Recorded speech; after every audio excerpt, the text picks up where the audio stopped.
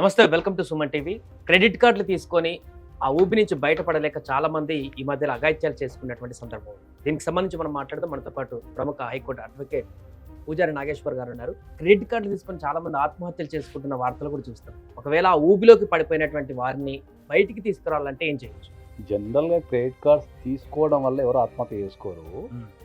ఈ credit cards agents ఉంటారు కదా, వీళ్ళు పెట్టే టార్చర్ వల్ల వాళ్ళు ఆత్మహత్య చేసుకుంటారు. అవును, ఇంటికి కూడా వచ్చి టార్చర్ పెట్టడము, కంటిన్యూస్గా కాల్ చేయటము, తర్వాత చుట్టాలకు కాల్ చేయడము, తర్వాత ఫ్రెండ్స్కి కాల్ చేయడము, తర్వాత సోషల్ మీడియాలో పెడతాను బెదిరించడము, తర్వాత ఇర్రెస్పెక్టివ్ ఆఫ్ ద సిచ్యువేషన్ ఇంట్లో ఆడవాళ్ళు ఉన్నా చిన్నపిల్లలు ఉన్నా వచ్చి 24 hours కూర్చోవడము, పండగ ఉన్నా పబ్బం ఉన్నా లేకపోతే ఎవరైనా చనిపోయినా ఆరోగ్యం బాగాలేకున్నా ఇట్లాంటి వీళ్ళు పెట్టే ప్రెజర్ వల్ల మాత్రమే వాళ్ళు చనిపోవడానికి సిద్ధపడతారు తప్ప జనరల్గా క్రెడిట్ కార్డ్స్ కట్టకపోవడం వల్ల ఎవరు చనిపోవాలని ఎవరు అనుకోరు. ఎందుకంటే ఫైనాన్షియల్గా ప్రతి ఒక్క జీవితంలో ఏమైందంటే అప్పుడప్పుడు అప్ అండ్ డౌన్స్ అవుతుంటాయి. సో అప్ అండ్ డౌన్స్ అయినప్పుడు ఏమవుతుందంటే వాళ్ళు 1 నెల 2 నెలలు కట్టలేనంత మాత్రాన వాళ్ళ సిబిల్ ఖరాబ్ అవుతుంది తప్ప వాళ్ళు ఆత్మహత్య చేసుకున్న పరిస్థితి ఏం రాదు. కానీ ఎప్పుడైతే ఒక నెల ఎందుకు జనరల్గా ఇప్పుడు ఏదైనా ఒక ఈసీఎస్ బౌన్స్ కనుక అయితే వాళ్ళు ఇమ్మీడియట్లీ వాళ్ళు హరాస్మెంట్ స్టార్ట్ చేసేస్తారు. సో వీళ్ళు పెట్టే హరాస్మెంట్ వల్లనే వాళ్ళు చనిపోవడానికి సిద్ధపడతారు తప్ప జనరల్గా క్రెడిట్ కార్డ్స్ అనేది దానివల్ల ఏం చనిపోవాలనుకోరు ఎప్పుడు కూడా.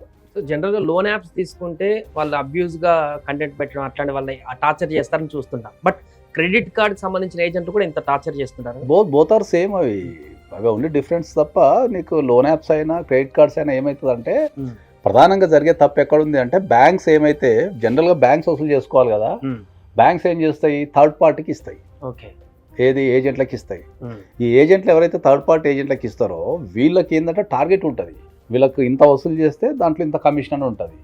సో ఆ టార్గెట్ని రీచ్ కావడానికి వీళ్ళు రకరకాలుగా వాళ్ళని ఇబ్బంది పెట్టి వాళ్ళకు సంబంధించిన టార్గెట్ రీచ్ అయ్యి వాళ్ళ కమిషన్ పొందడానికి అవకాశం ఉంటుంది కాబట్టి దాన్ని బేస్ చేసుకుని వీళ్ళు చేస్తుంటారు. బ్యాంకుతో సంబంధం లేదు, ఏ పేరున్న బ్యాంక్ అయినా ఏ చిన్న బ్యాంక్ అయినా ఒకటే ట్రీట్మెంట్ వీళ్ళది. అందరూ any bank or any financial institution ఎప్పుడు కూడా థర్డ్ పార్టీకే ఇస్తున్నాయి. ఏది మనకి వసూలు చేయడం అనేది థర్డ్ పార్టీకే ఇస్తున్నాయి. సో ఆ థర్డ్ పార్టీ అయినా సరే బ్యాంకింగ్ రూల్స్ ప్రకారమే పనిచేయాలా, ఆర్బీఐ గైడ్లైన్స్ ప్రకారమే పనిచేయాలా.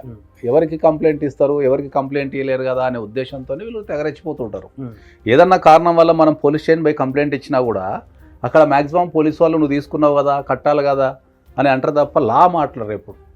సో ఎప్పుడైనా సరే మనం ఎవరికైనా చెప్పేది ఏంటి అంటే మీరు క్రెడిట్ కార్డ్స్ ఇద్దరు లోన్స్ మీరు సెక్యూర్డ్ కానీ లేకపోతే క్రెడిట్ కార్డ్స్ కానీ లేకపోతే అన్సెక్యూర్డ్ లోన్స్ కానీ కట్టలేని పరిస్థితి ఉన్నప్పుడు ఎప్పుడైనా కూడా మీరు కోర్టుకు అప్రోచ్ అయ్యి మీరు ఇంజంక్షన్ ఆర్డర్ తెచ్చుకోగలిగితే మీకు ఈ హరాస్మెంట్ అనేది మొత్తం తగ్గిపోతుంది.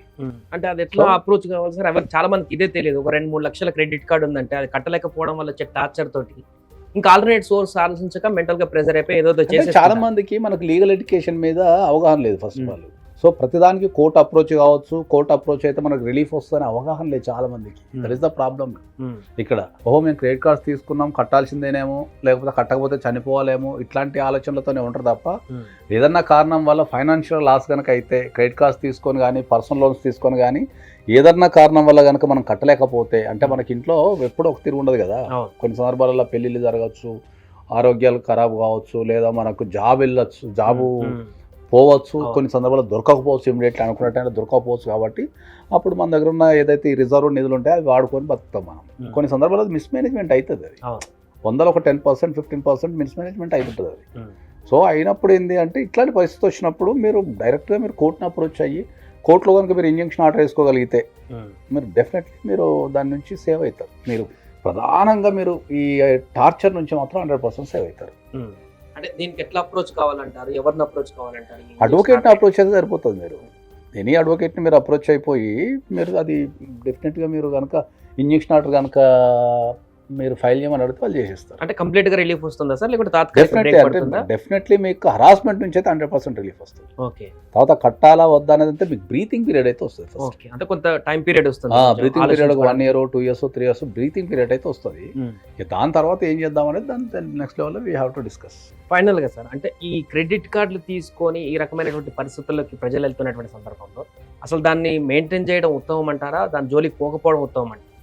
క్రెడిట్ కార్డ్ అనేది మనం అయితే వాళ్ళ ఫైనాన్షియల్ స్టెబిలిటీని బట్టి వాళ్ళకున్న ఫైనాన్షియల్ని బట్టి ఉంటుంది. అది మనం ఎవరిని క్రెడిట్ కార్డ్ తీసుకోమని కానీ తీసుకోవద్దని ఇప్పుడు చెప్పం మనం. కాకపోతే ఏంటంటే చాలా సందర్భాలలో ఏంటంటే మనకు ఇప్పుడున్న పరిస్థితులలో ఏంటంటే ఒక వ్యక్తిని నమ్మి మనము అప్పిచ్చే పరిస్థితులు మార్కెట్లో లేవు. సో చాలా సందర్భాలలో ఏంటంటే సిబిల్ మెయింటైన్ చేయడం అనేది ఒక మంచి విషయము. మనకి ఏదైనా లోన్ కావాల్సి వచ్చినప్పుడు ప్రతి వ్యక్తి ఏ స్థాయి వ్యక్తి అయినా సరే కంపల్సరీ తెలిసిన జనాల దగ్గర నుంచి కానీ బ్యాంకుల నుంచి కానీ తెలిసిన సంస్థల నుంచి కానీ లోన్ తీసుకుంటుంటాం. That is very common. అది ఎంత స్థాయి డబ్బున్న వ్యక్తి అయినా సరే లోన్కి వెళ్ళడం అనేది వెరీ కామన్. సో ఆ లోన్కి వెళ్ళే క్రమంలో ఏంటంటే మనం దాన్ని సక్రమంగా వినియోగించుకొని మళ్ళీ మనం ఫైనాన్షియల్ ప్లాన్ కనుక మంచిగా చేసుకోగలిగి సరైన టైంలో రీపేమెంట్ కనుక చేయగలిగితే ఎప్పుడైనా credit card very good. Right. కానీ ఎక్కడైనా కూడా ఏంటంటే వ్యవస్థ ఒక 10 to 15% అనేది అది తప్పులు జరుగుతూనే ఉంటాయి కాబట్టి దాన్ని మనం కన్సిడర్ చేయలేం దాన్ని. Right sir, thank you.